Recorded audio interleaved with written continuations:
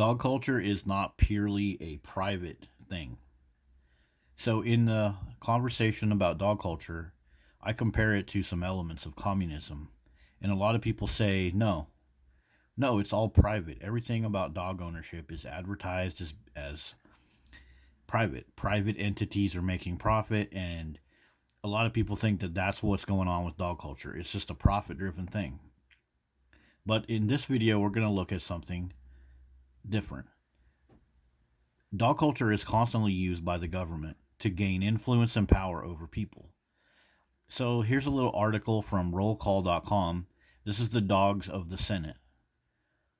So the senators, they get dogs so that people out in the community, a dog worshiping society, they'll more likely to vote for you if you got a pupper. So this is political advertising. Does this make any sense at all? They're using the money that they have for their campaign to showcase their dogs. They're spending your money on their dogs. This is not a capitalist advertising thing. This is the government literally using dogs to create influence. Now let's look at another fact about this. Congress, people in Congress, and like even the mayors and police officers, they will support these type of things where they're going to give money to animal shelters.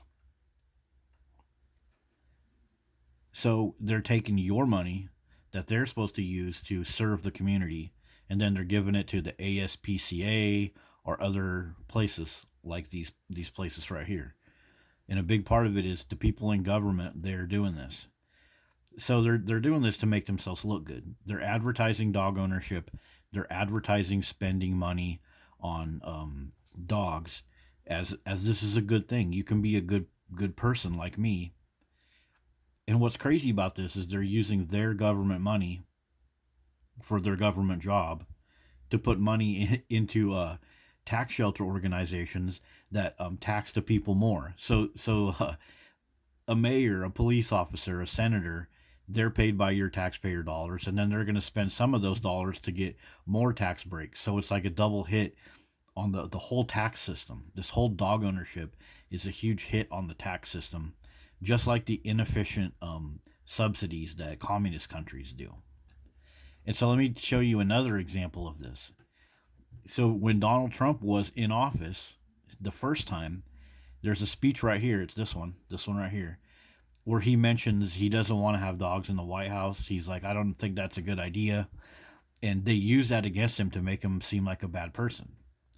I mean, most of what Donald Trump made sense. He doesn't want to spend your money filling the White House with dogs. He has other things that he's supposed to do.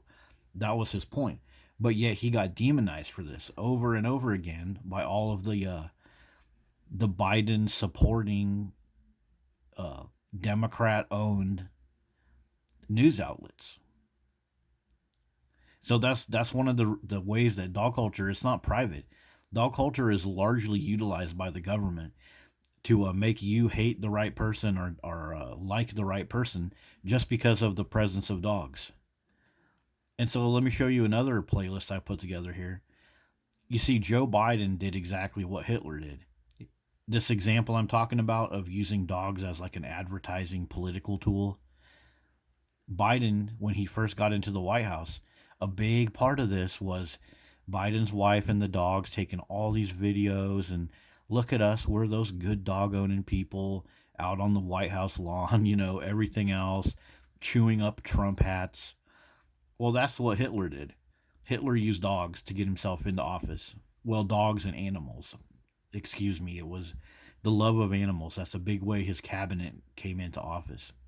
But Biden's dogs ended up attacking all these Secret Service people. So again, Biden's job is a taxpayer-funded job, and then he spends more of your tax money because he has to, repair all the bites from these dogs biting people. So whatever cost the White House had to shell out for these stupid mutts, that's the redistribution of wealth via the dogs. And, everybody in society kind of turns a blind eye. Oh, you spent my taxpayer money on dogs? Oh, well, I guess it's okay. It's a puppy, right? Because dogs are better than humans. And these politicians and government organizations, they know that. They can easily insert a dog and use it as a lever to take money from you to make you hate the right person, like they did with Donald Trump, or to make you love the right person, like they did with Biden. Everybody fell in love with his dog love, even though the freaking things were attacking Secret Service officers. So there you go. That is just an example of how dog ownership is not purely a private thing. It's highly intertwined within the government, the tax system, the way that the government creates influence,